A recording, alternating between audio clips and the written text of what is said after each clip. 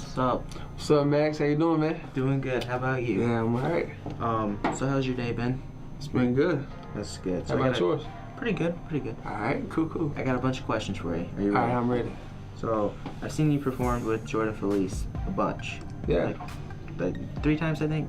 Yeah, man, he's a good dude, man, real humble. So, What's your favorite song that he's done? I don't have a favorite song. I like his whole album. I put it on from front to back, and it's amazing. It's the album with the purple cover. Amazing. Yeah. Alright, next is there ever a time that you wanted to just stop rapping? Absolutely. Sometimes it gets so hard, doing what we do, like facing the opposition. Because when you devote your life into doing what God has called you to do, instead of doing what the flesh wants to do, then you're gonna have extreme opposition from the enemy. So there's been times when I wanted to quit, but the fruit that I see from what I do, that helps keep me going and just, Alright. How long does it usually take to film a music video? Because I've seen you done a couple of those on your YouTube channel. Usually not long, one day. One day shoots, and then they take anywhere from 2 days of editing to 2 months, depending on who's doing it. So yeah. You're doing one in Charlotte soon, right? Next week. Well, you want to be in it? We should get the entire CY crew in it. Yeah. So I asked some of the CY students, they had questions for you. One of them, his name is John. What's up, John? He asked, how old are you? How old am I? Well, here's the thing I want to do, right? I just don't want to throw my age out there because, I'm getting kind of old, as a hint. So whoever gets the answer right on how old that I am tonight gets a free CD at the event. Do you think that's fair? I think that's fair, yeah. Cool. All right, so this might be a little bit of a weird question. All right, what's up? So I was looking at your first album, well, it's not your first album, but the first Unlikely. Yeah. I noticed that the Unlikely song isn't in the first one, but in the second one it is. What's up with that? Well, you see, God gave me the vision for Unlikely in 2015. And then I started my Unlikely albums in 2016. And then some really unlikely things started to happen in 2017. So I put the Unlikely song on the second one instead of the first one because I just felt like it fit more during that time because I didn't have that message during that time. So there was just some things that happened to reach out towards those people that doesn't look the part, and don't have the right past, And so God really has a heart for those people, and that's why it's not on the first album because, I guess my story changed a little bit during that time. All right. What's your favorite song that you've done overall? That's a hard question. I'd have to go back to the first, the very first song. Is that there's something about your first that never goes away. And Keith actually, it's the symphony, recorded me, and I done this song with a guy named Marco Stoney. And I fought hard to get in the studio for that one, but we got it and we finished it. It was fun. It's called Through the Fire. I don't think it's my best song, but it's cool. So, I got a question from Mr. Marco. Shout out to Mr. Marco. Also, shout out to John. Meant to shout you out earlier. Forgot. He asked, how did you meet the Andersons? The Andersons. Cool, man. So I'm just gonna say that we had some mutual friends, right? And I met back up with my mutual friend when I was a freshman in college, and then he was a music artist.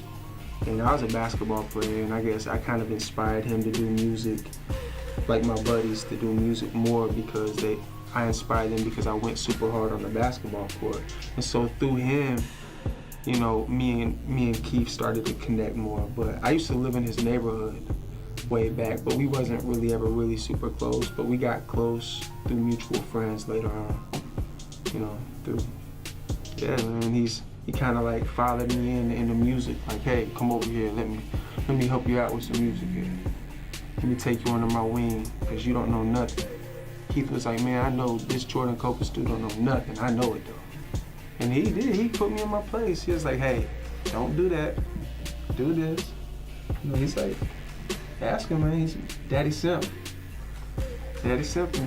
He also, Mr. Marco asked, what's been your most amazing wow moment in your entire career? Oh man, seeing some family members come to the Lord, including my sister. Because before I started music, there was some prophetic words spoken over me in 2004, and that was before I was saved. And they all geared around music and me being in front of the microphone. And one of the prophetic words said that my family and the family that I don't even know yet is gonna come to the Lord through my testimony and my music. So it's cool. Like before my grandmother died, she had a son that she hadn't seen for like 25 years because he totally abandoned his whole family and everybody. It was my uncle, and he actually reached out to me through my music, and no one had heard from him in 25 years. And he ended up reconnecting with his mom and gave his life to the Lord and got to be at her funeral and everything. I mean, it was cool. That was a big wow moment. It's just different stuff happening with my family. Yeah. So I got another maybe deep question. All right, let's make it happen. So I saw this video where you met this guy named Tyrese. Tyrese. I was wondering, how did you meet him, and why was he the cover of Unlikely? So Tyrese, I met him in Schenectady, New York while I was on tour, and he kind of, I don't want to like bring dishonor to his name, but he did. He kind of followed us while we was on tour, and he was living in an abandoned home at the time. And so he was always around us trying to eat with us and stuff. And so I was like, man, I want to get to know this guy more. And so when we was about to leave to go to the next city, he went with us to 3 different cities, by the way. So, but when we left New York, he asked us to go to his house, the place he was living, and it was an abandoned home. And so we actually captured that on video, and we raised awareness about his situation, and he got plugged in with the local church. He gave his life to the Lord, actually, which was really cool. And about a year and a half later, there was about 4 times I went to visit him that year, doing different events and stuff and hanging out with him. But he passed away in a house fire. And that was, so the reason he's like the face of Unlikely is first and foremost, he wanted to be. Yes. I was like, hey Tyrese, man, dude, you know, like his song was Small Town America. That was his favorite song. Like he'd always sing it with me on stage.